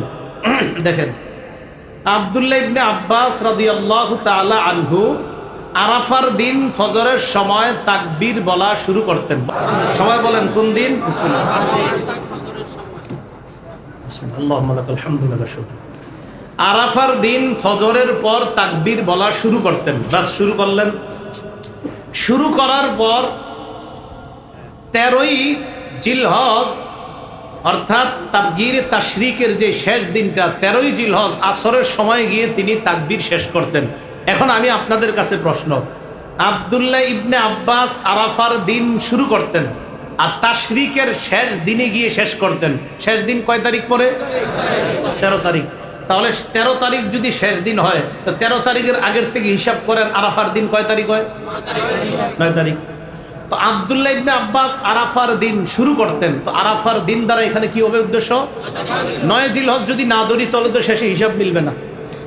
আলী রাদিয়াল্লাহু তাআলা আন আরাফার দিন তাকবীরে তাশরিক শুরু করতেন, তাকবীরে তাশরিক গিয়ে শেষ করতেন 13ই জিলহজ। আমরা শেষটা ধরলেই শুরুটা পাওয়া সহজ। আব্দুল্লাহ ইবনে আব্বাস, আলী, আব্দুল্লাহ ইবনে মাসউদ তারা সবাই তাকবীর শেষ করতেন 13ই জিলহজ। 13ই জিলহজ যদি তারা তাকবীরে তাশরিক শেষ করেন তো শুরু করবে আর শুরু করতেন আরাফার দিন। তো শেষ যদি হয় 13ই জিলহজ তাহলে আরাফার দিনটা কয় তারিখ হবে? 9 জিলহজ। তাহলে 9 জিলহজ আরাফার দিন দ্বারা উদ্দেশ্য, এটা আসলে ঝগড়ার বিষয় না, এটা বোঝার বিষয়। এই জন্য 9 জিলহজ আরাফার দিন দ্বারা উদ্দেশ্য। এখন আপনি যদি বলেন না আরাফার দিন সৌদির সাথে আমরা রোজাটা রাখবো, তো ঠিক আছে 9 তারিখ সৌদির সাথে কোরবানি করেন। বুঝেন না? মনে হয় আরাফা যেদিন হবে সৌদি আমাদের দেশে জিলহজের কয় তারিখ? 8। আর আরাফার দিন আমাদের দেশে জিলহজের কয় তারিখ? আমাদের দেশে কয় তারিখ? আমাদের দেশে জিলহজের 8 তারিখ না? তাদের আরাফার দিনে আমাদের দেশে কয় তারিখ হবে? 8। তো ওই দেশের যদি আরাফার দিন আর আমাদের দেশের আরাফার যদি বলেন রোজা রাখেন, তো ঠিক আছে আপনি ওই দেশের আরাফার দিনে রোজা রাখলেন 8 তারিখ। এখন ওই দেশে তো 10 তারিখে কোরবানি করতেছে, আর আমাদের দেশে ওদের কোরবানির দিন আমাদের দেশে 9 তারিখ। তো আপনি কোরবানি করেন 9 তারিখ। যদি আরাফার দিনে রোজা রাখেন ওদের সাথে মিলে, তো ঠিক আছে ওদের সাথে মিলে পরের দিন কোরবানি করেন। এই দেখেন এখানেই তো ধরা খেয়ে যাবেন। এই জন্য আরাফার দিন দ্বারা উদ্দেশ্য কয় তারিখ? 9 জিলহজ। বলেন কয় তারিখ উদ্দেশ্য? 9 জিলহজ। এটা ঝগড়ার বিষয় না। হ্যাঁ, কারো যদি মনে হয় হুজুর আমার তো মন মানে না, তো ঠিক আছে আপনি জিলহজ মাসের সব দিন রাখেন, কোনো সমস্যা নাই। তাহলে আপনার মন মাইলা দেব। আপনার যদি মনে খটকা থাকে তাহলে আরাফার দিনেরটাও হবে, 9 জিলহজেরটাও হবে। এই 9 দিন রোজা রাখার যে ফজিলত এটাও পেয়ে যাবেন। আল্লাহ আমাদের সকলকে ঝগড়ামুক্তভাবে এই 9 জিলহজ তথা এই প্রথম 9-10 দিনের আমলগুলা আমরা যেন সুন্নাহ মোতাবেক করতে পারি, আল্লাহ তৌফিক দান করুন। এবার আসেন জিলহজ মাসের ইব্রাহিম আলাইহিস সালাতু ওয়াস সালামের ঈমান এবং ইব্রাহিম আলাইহিস সালাতু ওয়াস সালামের যে সমর্পণ ত্যাগ, আল্লাহর কাছে নিজের আত্মসমর্পণ করা, এই আত্মসমর্পণ করার উজ্জীবিত হওয়ার মাস হলো জিলহজ মাস। ইব্রাহিম আলাইহিস সালাতু ওয়াস সালাম আর তার সাথে ঈমানদার যারা, তাদের ঈমান কেমন? সূরা মুমতাহিনা 28 নম্বর পারায় এই সূরার 4 নম্বর আয়াতে আল্লাহ বলেন, ক্বাদ কানাত লাকুম উসওয়াতুন হাসানাতুন ফি ইব্রাহিম ওয়াল্লাযীনা মাআ। ইব্রাহিম আলাইহিস সালাতু ওয়াস সালাম এবং তার সাথে যারা ঈমানদার, এই ঈমানদার এবং ইব্রাহিম নবীর মাঝে তোমাদের জন্য উত্তম আদর্শ রয়েছে। ইয ক্বালু লিকওমিহিম ইন্না বুরাআউ মিনকুম ওয়া মিম্মা তা'বুদুনা মিন দুনিল্লাহ। তারা যখন তাদের সম্প্রদায়কে বলল আমরা তোমাদের থেকে মুক্ত, আর তোমরা আল্লাহ ছাড়া যাদের ইবাদত করো তাদের থেকে মুক্ত। কাফারনা বিকুম ওয়া বাদা বাইনানা ওয়া বাইনাকুমুল আদাওয়াতু ওয়াল বাগদাউ আবাদান হাত্তা তুমিনু বিল্লাহি ওয়াহদা। আমরা তোমাদেরকে অস্বীকার করলাম। তোমাদেরকে অস্বীকার করলাম মানে তোমাদের আকীদা বিশ্বাসকে আমরা অস্বীকার করি, কারণ তোমরা আল্লাহ ছাড়া অন্যের ইবাদত করো। তোমরা যে আল্লাহ ছাড়া অন্যের ইবাদত করো, এই ইবাদতটা যে তোমরা করো, এই ইবাদত তোমরা যে করো এটাকে আমরা অস্বীকার করি, এটা আমরা মানি না। বাদা বাইনানা ওয়া বাইনাকুমুল আদাওয়াতু ওয়াল বাগদা, আমাদের মাঝে আর তোমাদের মাঝে শত্রুতা এবং বিদ্বেষ স্পষ্ট হয়ে গিয়েছে। হাত্তা তুমিনু বিল্লাহি ওয়াহদা, যতক্ষণ তোমরা আল্লাহর উপর ঈমান না আনবা ততক্ষণ আমাদের মাঝে আর তোমাদের মাঝে শত্রুতা থাকবে, বিদ্বেষ থাকবে। এখন আসেন, এই আয়াত থেকে আমাদের শিক্ষা কি? এই আয়াত থেকে শিক্ষা হলো আল্লাহর জন্য কাউকে মোহাব্বত করা এটাও জায়েজ, আল্লাহর জন্য কাউকে ঘৃণা করা এটাও জায়েজ। না হয় ইব্রাহিম নবীর সাথে ইমানদাররা বলতেছে আমরা তোমাদেরকে প্রত্যাখ্যান করি, কারণ তোমাদের বিশ্বাস ঠিক নাই, তোমাদের মাঝে আর আমাদের মাঝে শত্রুতা চিরকাল থাকবে যতক্ষণ ঈমান না আনবা। সহিহ আবু দাউদের বর্ণনা 4681 নম্বর হাদিসের মধ্যে রাসূলুল্লাহ সাল্লাল্লাহু আলাইহি সাল্লাম বলেন, মান আহাব্বা লিল্লাহ ওয়া আবগাযা লিল্লাহি ওয়া আতা লিল্লাহ ওয়া মানাআ লিল্লাহ, যে ব্যক্তি আল্লাহর জন্য কাউকে মহব্বত করে, আল্লাহর জন্য কাউকে ঘৃণা করে, আল্লাহর জন্য কাউকে দান করে, আল্লাহর জন্য কাউকে দান না করে। আবার বলছি, যে ব্যক্তি আল্লাহর জন্য কাউকে মহব্বত করে, আল্লাহর জন্য কাউকে ঘৃণা করে, আল্লাহর জন্য কাউকে দান করে, আল্লাহর জন্য কাউকে দান না করে, ফাকাদ ইসতাকমালাল ঈমান, ওই ব্যক্তি ঈমান পরিপূর্ণ করলো। তাহলে ঈমান পরিপূর্ণ কোন ব্যক্তির? যে ব্যক্তি আল্লাহর জন্য কাউকে মহব্বত করে, আল্লাহর জন্য কাউকে ঘৃণা করে, আল্লাহর জন্য কাউকে দান করে, আল্লাহর জন্য কাউকে দান না করে। আপনাদের কাছে এসে একদল দান চাইলো, গানের অনুষ্ঠান করবে, এখানে দান না করাটা কারে খুশি করার জন্য? আপনাদের কাছে কেউ আসলো, আয়েশা বলল 3 জন এতিমকে সহযোগিতা করব, দান চাইলো, এখানে দান করবেন কারে খুশি করার জন্য? তাহলে এখানে দিলেন আল্লাহরে খুশি করার জন্য, আবার দিলেন না আল্লাহরে খুশি করার জন্য। নবী বলেন এটাই পরিপূর্ণ ঈমানের আলামত। এবার আসেন, ইব্রাহিম আলাইহিস সালাতু ওয়াস সালাম এই জিলহজ মাসে আল্লাহর কাছে নিজের আত্মসমর্পণ করে এমন এক দৃষ্টান্ত দুনিয়ার মধ্যে কায়েম করেছেন যে পিতা হয়ে আপন সন্তানকে জবাই করার জন্য গেছেন। সূরা আস-সাফাত, এই সূরার 102 থেকে 107 নম্বর আয়াত। এর আগে আরেকটা আয়াত আমরা জানি, সূরা বাকারার 131 নম্বর আয়াতে আল্লাহ বলেন, ইয ক্বালা লাহু রাব্বুহু আসলিম, আল্লাহ যখন ইব্রাহিম নবীকে বললেন আপনি আত্মসমর্পণ করেন, ক্বালা আসলামতু লিরাব্বিল আলামিন, আমি বিশ্বজগতের রব আল্লাহর কাছে আত্মসমর্পণ করলাম। ইব্রাহিম নবী আল্লাহর কাছে আত্মসমর্পণ করলেন, ইব্রাহিম নবী বললেন আমি রবের কাছে আত্মসমর্পণ করলাম। এখন দেখেন ইব্রাহিম নবী আত্মসমর্পণ করার একটা দৃষ্টান্ত। কি দৃষ্টান্ত?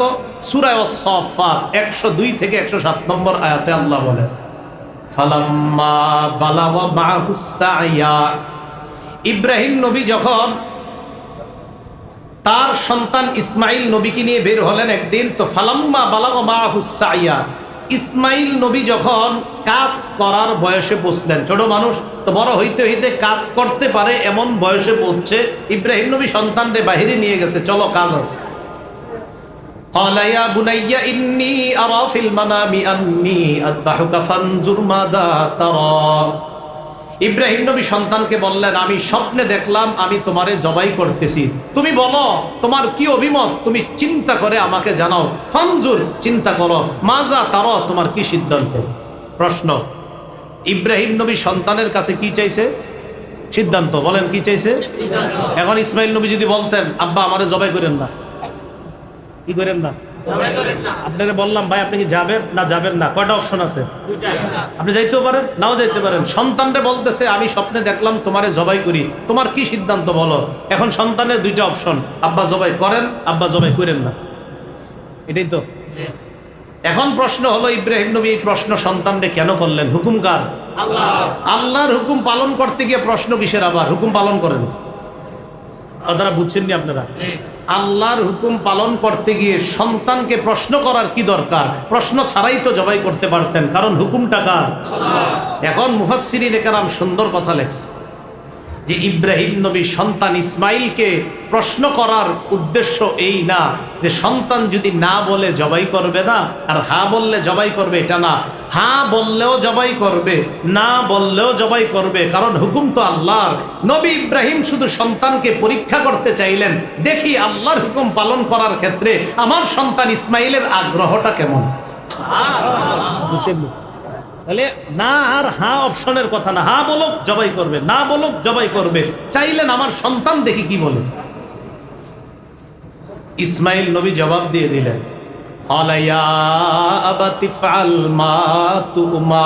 আব্বা, আপনি কিসের চিন্তা করার সুযোগ দিছেন? চিন্তার দরকার নাই। আল্লাহ যা বলছে তাড়াতাড়ি পালন করেন, এখনই বাস্তবায়ন করেন। সাতাজিদুনি ইনশাআল্লাহু মিনাস সাবিরিন। আব্বা, আপনি আমারে ধৈর্যশীলদের অন্তর্ভুক্ত পাবেন। আল্লাহ চাহেন তো আমি দৌড়ায়া পালিয়ে যাব না, আপনি আমাকে ধৈর্যশীল পাবেন। আব্বা, আপনি আল্লাহর হুকুম পালন করেন। এখন আল্লাহ কি বলছে দেখেন, ফালাম্মা আসলামা, তারা দুইজন যখন আত্মসমর্পণ করলেন। একটু বুঝেন এই জায়গায় কোরআন সূরা বাকারার 131 নম্বর আয়াতে আল্লাহ বললেন, ইদ ক্বালা লাহু রাব্বুহু আসলিম। ইব্রাহিম নবীর রব যখন তাকে বললেন, ও ইব্রাহিম আলাইহিস সালাম, আপনি আমার কাছে আত্মসমর্পণ করেন। নবী ইব্রাহিম বললেন, আমি আত্মসমর্পণ করলাম। সূরা ওয়াস-সাফফাতে আল্লাহ বলে, ফালাম্মা আসলামা, বাবা এবং ছেলে দুইজন যখন আত্মসমর্পণ করলেন। আগে বলছে শুধু বাবার কথা, এখানে বলছে কার কথা? বাবা এবং সন্তান। কেন? ওই যে বাপ সন্তানকে পরীক্ষা করে নিছে, বাবা তুমি চিন্তা করে দেখো, আমি স্বপ্নে দেখছি তোমারে জবাই করি, তুমি বলো কি করব? সন্তান কয় ইফআল মা তুমার।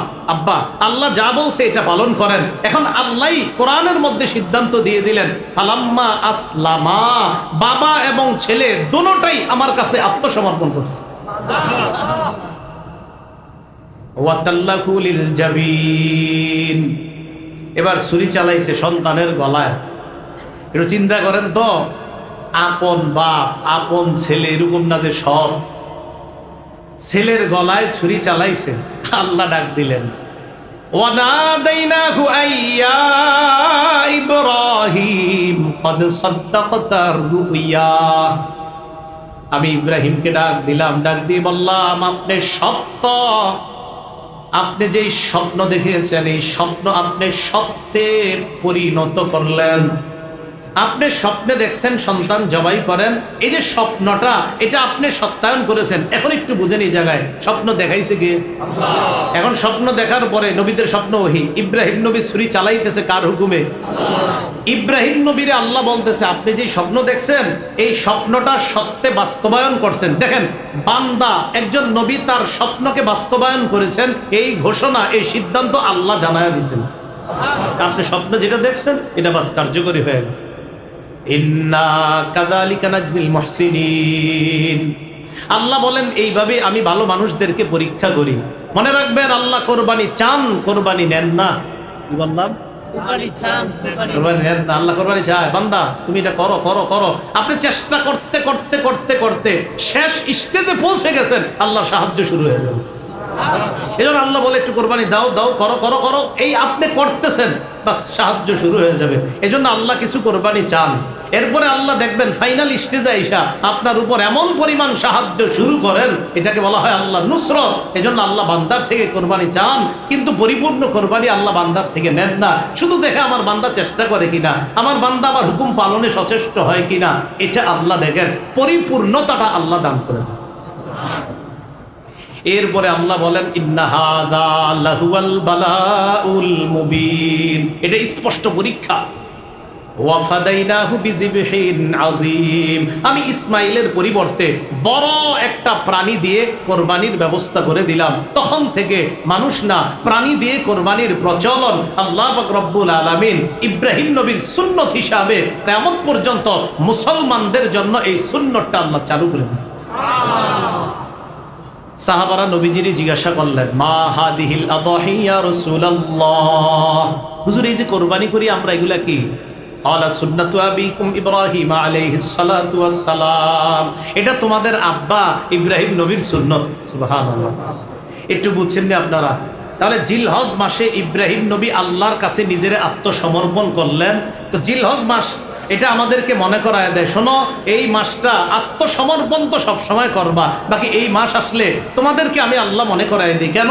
এই মাসে একটা পরীক্ষা নিছি ইব্রাহিম নবীর কাছে। ইব্রাহিম নবী আর তার সন্তান পরীক্ষার ক্ষেত্রে দুজন আমার কাছে পরিপূর্ণভাবে আত্মসমর্পণ করে পরীক্ষায় পরিপূর্ণ সফলতা অর্জন করছে।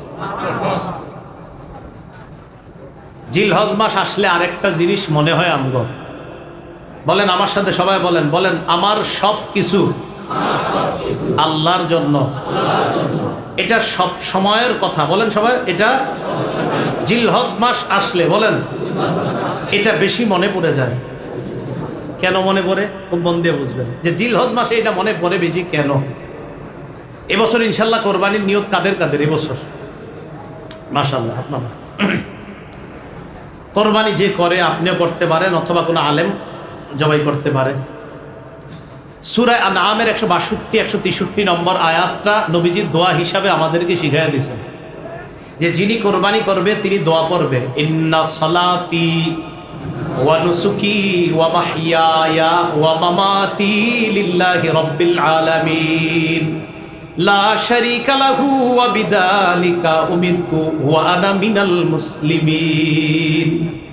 তো কোরআনে আছে আউয়ালুল মুসলিমিন, হাদিসে দোয়াটাও আনা মিনাল মুসলিমিন। আচ্ছা, আল্লাহ পাক রব্বুল আলামিন পবিত্র কোরআনে যেটা বললেন সেটা হলো, কুল নবী আপনি বলেন, ইন্না সালাতি আমার নামাজ, বলেন আমার নামাজ, ওয়া নুসুকি আমার কুরবানি, বলেন আমার কুরবানি, তাহলে আমার নামাজ আমার কুরবানি, ওয়া মাহইয়ায়া আমার জীবন, ওয়া মামাতি আমার মরণ, লিল্লাহি রাব্বিল আলামিন বিশ্ব জগতের রব আল্লাহর জন্য। মহব্বতের সাথে সবাই বলেন তো, আমার নামাজ কার জন্য? আল্লাহর জন্য। আমার হজ কোরবানি ইবাদত সব কার জন্য? আল্লাহর জন্য। আমার জীবন কার? আল্লাহ। আমার মৃত্যু কার? আল্লাহ। তাহলে সব আল্লাহর।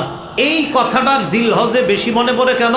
কারণ 10 তারিখে পৃথিবীর কোটি কোটি মুসলমানরা এই দোয়াটা পড়ে পশু জবাই করবে। তাই জিলহজ মাসে আমার সব যে আল্লাহ, এটা হলো জিলহজ মাসে বেশি মনে পড়ায়া দেয় আল্লাহ তাআলা। মনে থাকবেনি কথাটা? আচ্ছা, জিলহজ মাসে আরেকটা বিষয় আল্লাহ মনে করে আমাদেরকে কি, যে বান্দা টাকা পয়সা খরচ করে আমার ঘরে আসে, যাওয়ার পর কয় কিছু বিধান আছে কি, কয় আরাফায় গিয়ে অবস্থান করতে হবে। কয় অবস্থান মানে কি? কয় অবস্থান, বাস অবস্থান। কয় ভাই অবস্থান করলে হবে মানে অনেকে লজিক যুক্তি দেখাবে, কোনো যুক্তি নাই। আমার রবের কাজ করতে গিয়ে আরাফায় যেতে হবে, মুজদালিফায় যেতে হবে, মিনায় যেতে হবে, তাওয়াফ করতে হবে, বাস এটা রবের কাজ, এটা রবের হুকুম। টাকা পয়সা খরচ করে মুসলমান যায়, যায়া বুঝায় আমার মাথায় ধরুক আর না ধরুক আমার রব বলছে, তাই সামর্থ্য দিছে আমি এখানে আসছি। কথা বুঝে আসলে ওই যে অনেকে মাঝে মাঝে দেখবেন এগুলা নিয়ে বলে এত টাকা পয়সা খরচ করে কি দরকার, বলে অনেক। মুসলমানরা আমরা, আমাদেরকে যদি আল্লাহ তৌফিক দেয় আমরা সবাই হজ করবো ইনশাআল্লাহ। প্লেন দিয়া তুমি কাবার সামনে দাঁড়ায় রইলা, আরাফায় গিয়ে অবস্থান করলা, মুজদালিফায় একটু রাত কাটাইলা, মিনায় গেলা, একটা পশু জবাই করলা, লাখ লাখ টাকা খরচ করে হজ হয়ে গেল তোমার। আমরা বলবো হ্যাঁ আমার রব বলছে, লাখ লাখ টাকা খরচ এটা আমাদের বিষয় না। আমরা রবের কথায় রবের হুকুম পালন করতে পারছি, এটা আমাদের মুসলমানদের গর্বের বিষয়। কথা বুঝে আসে নাই সবার? তাহলে আমরা হজ করি টাকার ক্ষেত্রে না আল্লাহর জন্য হজ করি? হ্যাঁ, টাকা যদি সামর্থ্য দেয় যাব, সামর্থ্য না দিলে তো হজ ফরজ না। এই জন্য সূরা আলী ইমরানের 97 নম্বর আয়াতে আল্লাহ বলেন, ওয়ালিল্লাহি আলান নাসি হিজ্জুল বাইতি মান ইসতাতা ইলাইহি সাবিলা। যারা ওই ঘরে, তাদের জন্য আল্লাহ হজ ফরজ করছেন। এখন আসেন ওই ব্যক্তি হাজী সাহেব সেখানে গিয়ে কি বলে, লাব্বাইক আল্লাহ আমি হাজির, আল্লাহুম্মা লাব্বাইক, হে আল্লাহ আমি হাজির, লাব্বাইক আল্লাহ আমি হাজির, লা শারীকা লাকা লাব্বাইক আল্লাহ আপনার কোনো শরীক নাই আমি হাজির, ইন্নাল হামদা সমস্ত প্রশংসা, ওয়াল নি'মাতা লাকা সব প্রশংসা আপনার, সব নিয়ামত আপনার, ওয়াল মুলকা আল্লাহ সমস্ত রাজত্ব আপনার। আমি আপনার ঘরের সামনে আইসা এটা আপনারে আমি সাক্ষী দিয়ে বলছি আল্লাহ আমি হাজির, আল্লাহ আমি হাজির, আপনার কোনো শরীক নাই আল্লাহ, আপনারই ক্ষমতা, নিয়ামত সব আপনার, প্রশংসা সব আপনার। আল্লাহ আমি এখানে দাঁড়ায়া আমি হাজির হয়ে আপনার দরবারে সাক্ষী দিতেছি। এটা বান্দা ওখানে গিয়ে বলে যে মাবুদ আমার সব আপনার, আমার জীবনে যত কিছু অর্জন এটা মানুষ বাহবা দেয়, প্রশংসা দেয় না, মাবুদ সব প্রশংসা তো আপনার, কারণ আপনি রব আমারে তৌফিক না দিলে তো আমি এত কিছু করতে পারতাম না। ঠিক আছে না কথাটা? তো আল্লাহ পাক রব্বুল আলামিন জিলহজ মাস আসলে আমাদেরকে এই বিষয়টা মনে করায় দেয়। আর কি মনে করায়?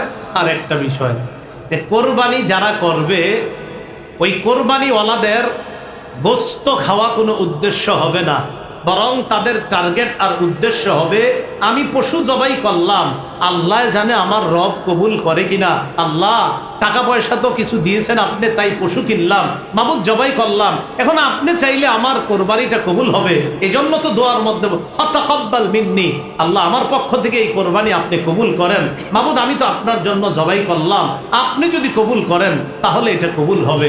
তাহলে বলেন তো কোরবানিতে আমাদের গোশত খাওয়া উদ্দেশ্য নাকি আল্লাহ কবুল যেন করে এটা উদ্দেশ্য? এখন কবুলের সম্পর্ক নিয়তের সাথে, বলেন সবাই কবুলের সম্পর্ক সবাই বলেন কবুলের সম্পর্ক গুরুত্বপূর্ণ 4টি মৌলিক কথা মনে রাখবেন কোরবানির ক্ষেত্রে। বলেন কয়টি? 1 নম্বর নিয়ত শুদ্ধ করা, বলেন। 2 নম্বর হালাল টাকায় কোরবানি দেওয়া। 3 নম্বর শরীয়ত মোতাবেক কোরবানি দেওয়া।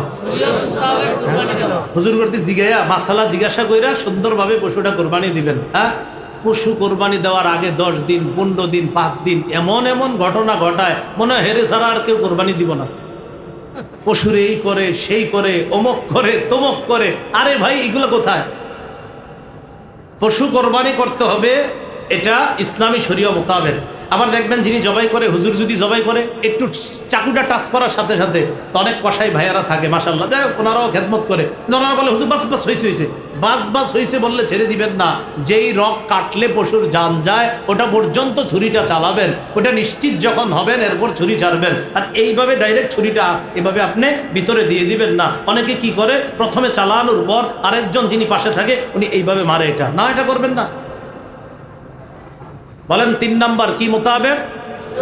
1 নাম্বার নিয়ত, 2 নাম্বার হালাল টাকা, 3 নাম্বার কোরবানি শরীয়ত, 4 নাম্বার বলেন রিয়া মুক্ত কোরবানি। বলেন রিয়া বুঝতে মানুষকে দেখান যাবে না।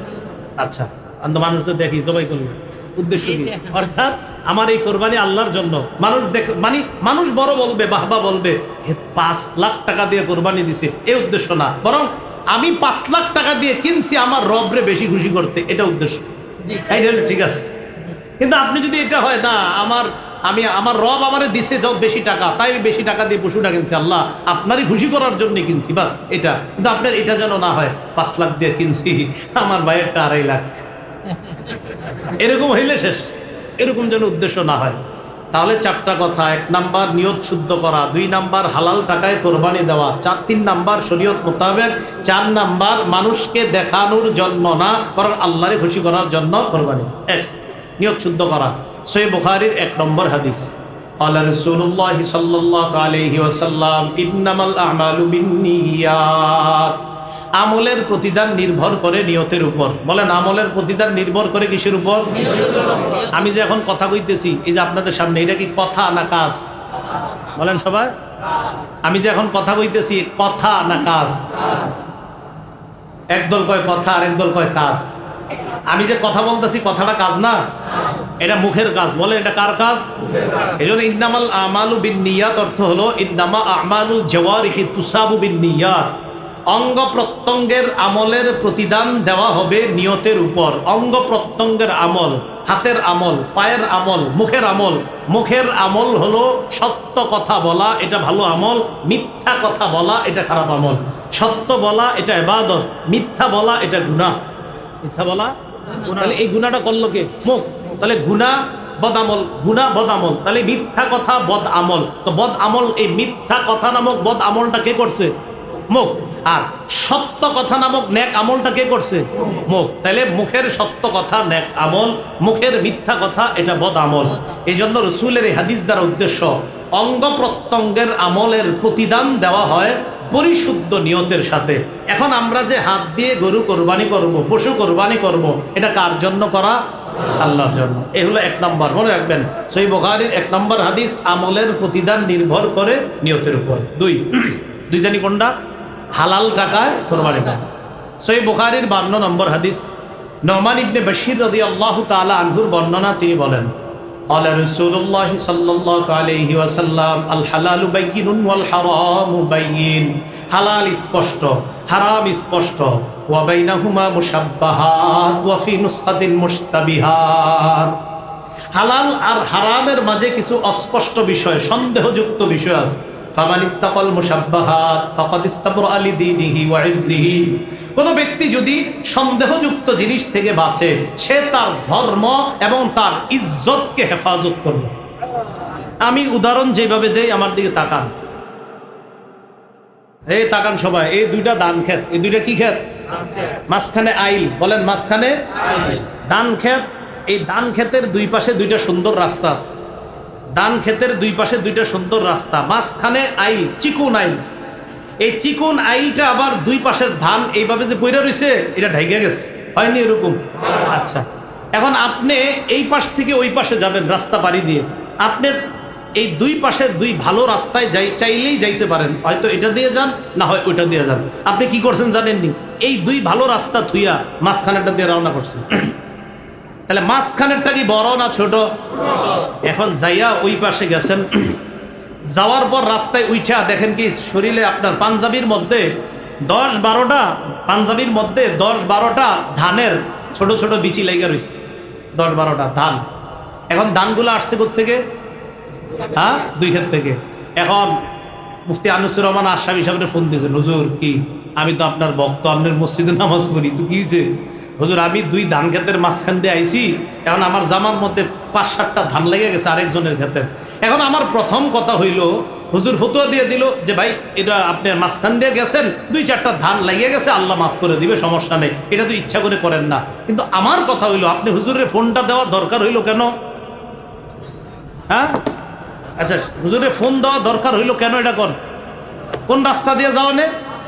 কেন আপনি সোজা রাস্তা থুইয়া কেন আপনি চিকুন সন্দেহযুক্ত জিনিস দিয়ে গেলেন? এজন্য তো ফোন দিলেন। মনে রাখবেন, সন্দেহযুক্ত জিনিস থেকে যারা যত বাঁচবে, তারা তত কথাও কম বলা লাগবে, মাসালা জিজ্ঞাসা করা লাগবে না, শরীয়তের উপর চলা তাদের জন্য সহজ হয়ে যাবে। মাসালা কাদের দরকার হয় জানেন? যারা খালি সন্দেহের মধ্যে। আপনারা এই জায়গায় আলেম ছাড়া যারা, সবাই জানেন কোনটা হালাল কোনটা হারাম, এটা সবাই জানে। কিন্তু কিছু সন্দেহযুক্ত জিনিস আছে, এগুলা কইরা পরে হুজুরের ফোন দেয়, হুজুর আমি তো এরকম করছি, এটা কি জায়েজ না না জায়েজ? আপনি এটা করতেন গেলেন কা? কথাটা বুঝছেননি? এখন আসেন, এই কথা কেন বললাম? হালাল টাকায় কোরবানি হতে হবে, হারাম টাকায় যেন না হয়। হারাম সুদখোর, সুদি টাকা হারাম, এর তো আপনি জানা শুনে নিবেন না, আপনার কোরবানি হবে না। এখন আসেন, 3 জন শরিক, আপনারা 3 জন শরিক, 3 জনের একজনের ব্যাপারে উত্তরপাড়ার আব্দুর রহিমে কয়, কি ও কারে নিছেন? কেন? যেটারে নিছেন হেতার টাকা পয়সা সম্পর্কে আপনার আইডিয়া আসেনি? আপনি চিন্তা করলেন কেন, কি হয়েছে? হ্যাঁ, ইনকাম সম্পর্কে জানেননি। এটা বলার পরে আরো 5-6 জন কইছে, হ্যাঁ তুই ইনকামে ঝামেলা আছে। এখন বলেন তো, আপনি কিন্তু খালি জানছেন ঝামেলা, আসলে জানেন না হালাল যে হারাম এটা জানেন না, কিন্তু এই তো সন্দেহ অসওয়াসা শুরু হয়েছে, হেরে কি নিমু না নিমু না, নিমু না নিমু না। এখন আপনার জন্য উচিত, বাস যার যা ব্যাপারে সন্দেহ হবে তারে বাদ দিয়ে দেন। যদি বাদ না দেন, এখন ধরে নেন তার টাকা হালাল, তত কোরবানি হয়ে গেল। ধরে নেন তারটা যদি হারাম হয়ে যায়, সন্দেহ থেকে বাঁচেন। তাই আমি বলি, কোরবানি একা দেওয়াই ভালো, কোরবানি একা দেওয়া ভালো। একা দিলে হালাল হইলে আপনারটা, হারাম হইলো আপনারটা। আপনার টাকা কি, এটা তো আপনি জানেন, এটা কি হালাল না হারাম।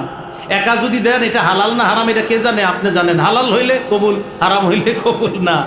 হ্যাঁ, শরিকানা যদি ভাইয়েরা দেন, আপন 3 ভাই 4 ভাই 5 ভাই, তো আপনারা তো জানেন যে আমরা এই 3 ভাই কি কি কামাই করি, ইনকাম করি। হ্যাঁ মাশাল্লাহ, 3 ভাই 5 ভাই যদি এরকম দেন, জানেন যে সবার ইনকাম হালাল, সেক্ষেত্রে শরিকানা একসাথে যদি দেন, এটা সমস্যা না, এটা দেওয়া এটা বরং ভালো। আপনারা একই পরিবারের 5টা সন্তান, 5 জন 5 ঘরে থাকেন, এটা সমস্যা নাই। মূল কথা হলো, যখন নিশ্চিত জানবেন আমরা 5 জন কোরবানি দিচ্ছি, আমরা 2 জন দিচ্ছি, আমরা 3 জন, আমাদের 3 জনের কোরবানির এই টাকাটা পিওর টাকা যেন হয়, হালাল টাকা যেন হয়। কথাটা বুঝে আসছেনি সবার?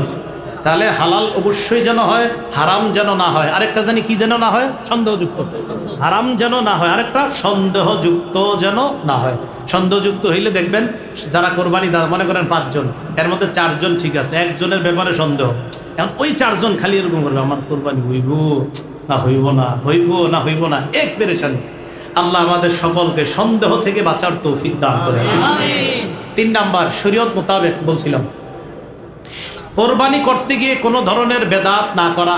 যে কোরবানির গোস্ত বন্টন করতে গিয়ে আপনি, বন্টন কি, বাস 3 জন কোরবান করবেন, 3 ভাগ করার পর যদিও আর কি আপনি চান গরিবরে দিবেন, দিবেন গরিবরে, আত্মীয় স্বজনরে দিলে দিবেন, যদি না দেন গুনাহ হবে না।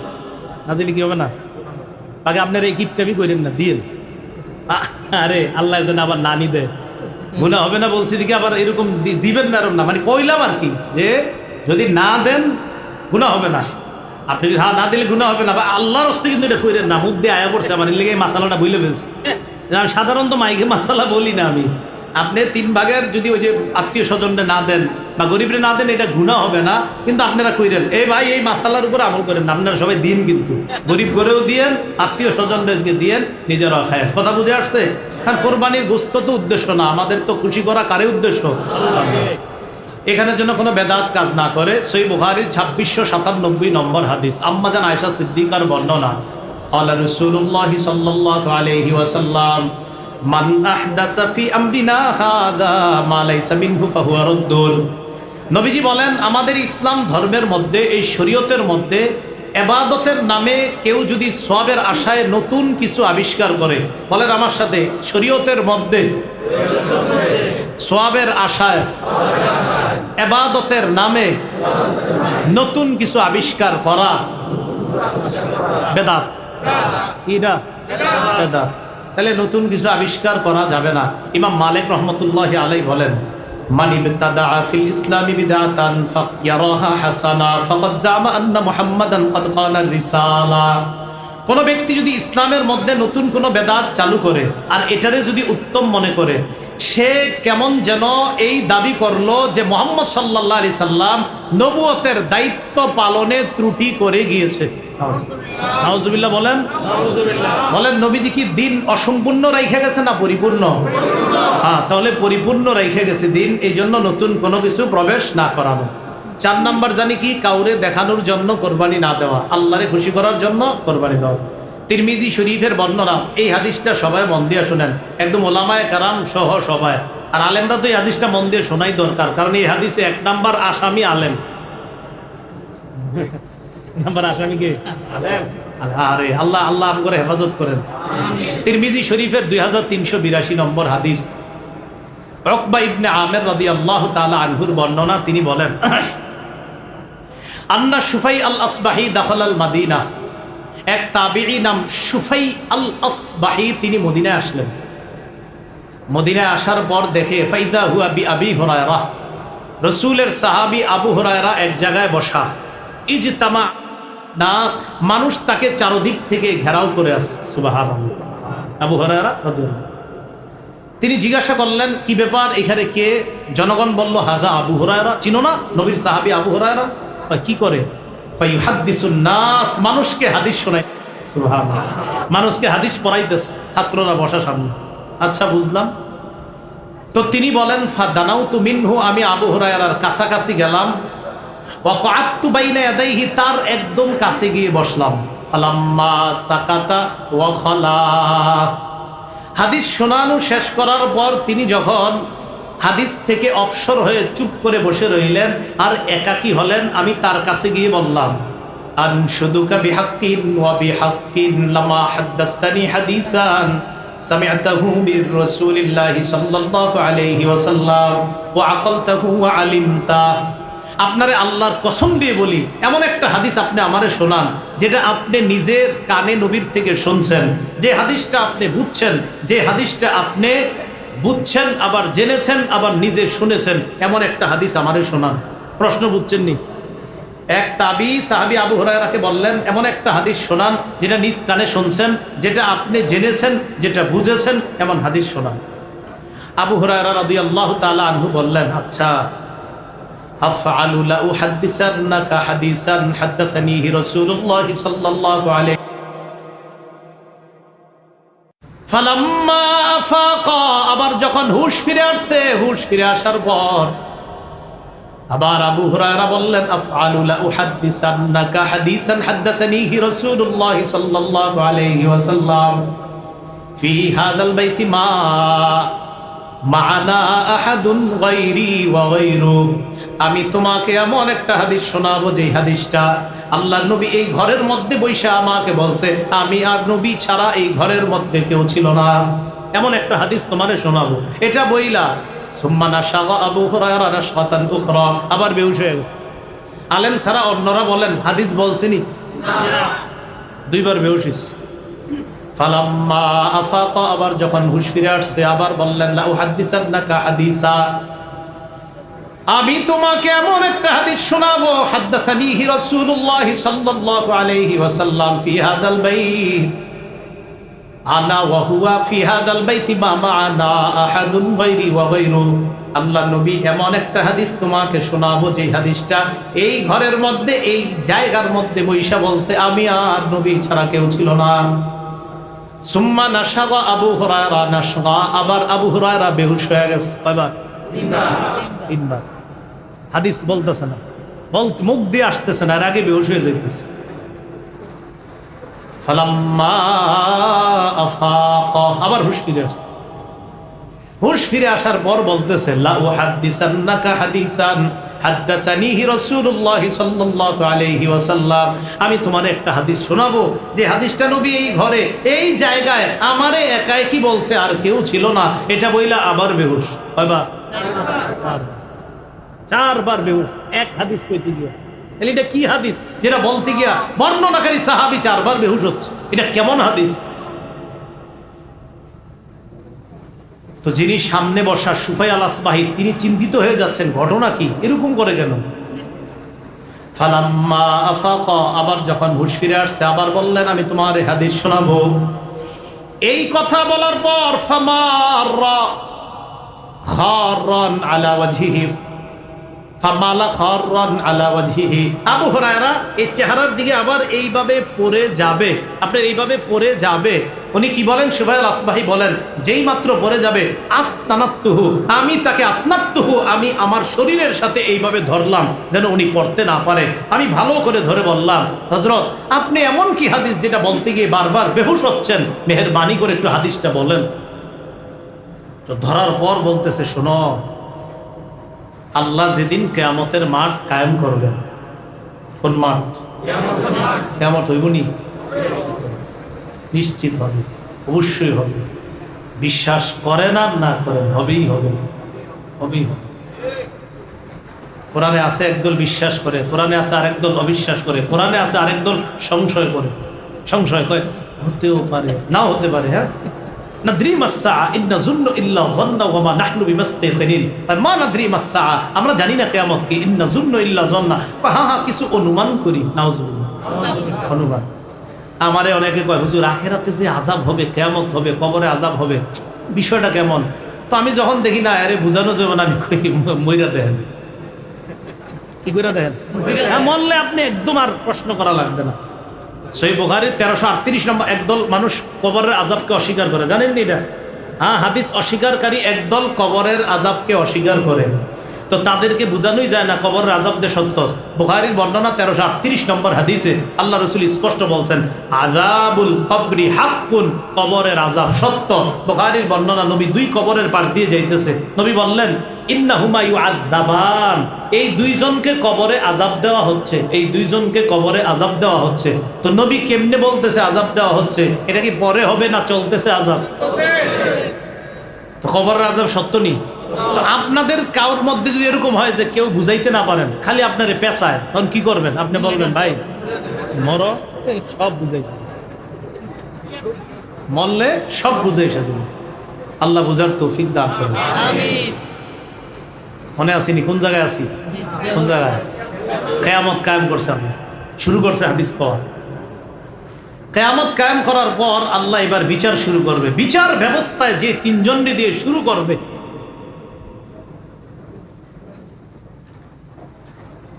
আউয়ালু মা ইয়াদউ বিহি রাজুলুন জামাআল কুরআন, সর্বপ্রথম আল্লাহ ডাকবে যাকে, তিনি হলেন আলেম।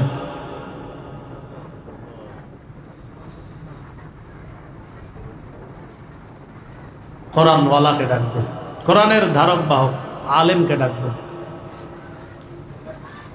সুম্মা যুল মাল বা সাহিবুল মাল, সম্পদওয়ালা। সুম্মা রাজুলুন কুতিলা ফি সাবিলিল্লাহ, এরপর মুজাহিদ। আলেমকে আল্লাহ বলবেন আলাম উআল্লিমকা মা আনজালতু আলা রাসূলি, আমি আমার নবীর উপর যা নাজিল করছি তা কি তোমারে শিখাই নাই? তো তিনি জবাব দিবে বালা হুজুর, আপনি আমারে শিখাইছেন। আল্লাহ বলবে বিমা ফামাদা আমিলতা বিমা উল্লিমতা, তুমি যা শিখছো সে অনুযায়ী আমল করছো। ওই ব্যক্তি জবাব দিবে আকুমু বিহি আনা আল-লাইলি ওয়া আনা আন-নাহার। আল্লাহ সকাল সন্ধ্যা আমি আমল করছি, কোরআন প্রচার করছি, ওয়াজ করছি, বিভিন্ন জায়গায় জায়গায় গিয়ে বক্তৃতা করছি। আল্লাহ পাক জবাব দিয়ে বলবেন কাযাবতা, তুমি মিথ্যা বলছো। সাথে সাথে ফেরেশতারা বলবে তাকুলু লাহুল মালাইকাতু কাযাবতা, ফেরেশতারাও বলবে তুই মিথ্যা বলছস। আল্লাহ বলবে তুই মিথ্যা বলছ, ফেরেশতারা বলবে তুই মিথ্যা বলছ। লিউকাল ইন্নাহু কারিউন, তোমার যেন দুনিয়ার মধ্যে বলা হয় অমুকে বড় আলেম, বড় কারি, এই জন্য তুমি ইলম অর্জন করছিলা, এই জন্য তুমি ইলম অর্জন করছিলা, তো এই জন্য তুমি ইলম অর্জন করছিলা, যেন তোমারে বড় আলেম বলা হয়। আশরাফি সাহেব হুজুরে তো মহব্বত করে আমার নাম আল্লামা লাগাই দিছে। আলেমরা আমার মহব্বত করে, আমি জানি খুব মহব্বত করে। আমার উপর পুরো জুলুম, এটা জুলুম, আসলেই জুলুম। সত্যি আমি যোগ্য না, আসলেই যোগ্য না, বাস্তবিক যোগ্য না। আলেমরা আল্লাহ বলবে তুমি মিথ্যা বলছো, ফেরেশতারা বলবে তুমি মিথ্যা বলছো। তোমার যেন মানুষ বড় আলেম বলে, শাইখুল হাদিস, মুফতি, মুহাদ্দিস বলে, তুমি এই কারণে ইলম শিখছিলা। খুব চিন্তার বিষয়।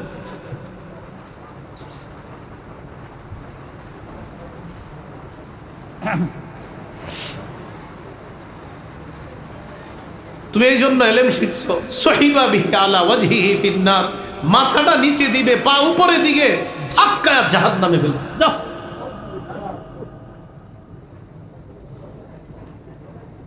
মুজাহিদকে, সম্পদ আল্লাহকে সে কিভাবে ডাকবে? তাদেরকেও বলবে তুমি দান করছো, মানুষ যেন তোমার দাতা কয়। মুজাহিদকে বলবে তুমি জিহাদ করছো, মানুষ যেন তোমার বীর বাহাদুর কয়। এগুলারে জাহান্নামে ফেলে দিবে। আবু হুরায়রা রাদিয়াল্লাহু, তিনি আলেম ছিলেন, তো তিনি বলেন উলাইকা সালাসাতুল্লাতি তুসআরু বিহিমুন নার, এই তিনজনকে দিয়ে আল্লাহ জাহান্নামের আগুনটা প্রজ্বলিত, ভয়ঙ্কর আগুনটা যে আল্লাহ জ্বালাবে, এই তিনজনকে দিয়া এই জ্বালানোটা আরো ভয়ঙ্কর হবে। এটা বলতে গিয়ে উনি 4 বার বেহুশ হয়েছে, কারণ উনি নিজেই তো আলেম, বলতে পারতেছিলেন না, বারবার বেহুশ হয়ে গেছে। আল্লাহ আমাদেরকে হেফাজত করেন, আল্লাহ হেফাজত করেন। বলেন কোরবানি কার জন্য দিব? কাউরে দেখানোর জন্য না, আল্লাহর জন্য কোরবানি। 4টা কথা মনে থাকবে নি? নিয়ত শুদ্ধ করা, হালাল টাকায় কোরবানি দেওয়া, 3 নাম্বার শরীয়ত মোতাবেক কোরবানি দেওয়া, কোনো বেদাত যেন না ঢোকে। 4 নাম্বার রিয়া মুক্ত কোরবানি, কাউরে দেখানোর জন্য না। আল্লাহ আমাদের সকলকে জিলহজ মাস এবং কোরবানির ব্যাপারে যে কথাগুলো বলা হলো আমি সহ সকলকে আমল করার তৌফিক দান করেন। আমিন। ওয়া আখিরু দাওয়ানা আলহামদুলিল্লাহি রাব্বিল আলামিন।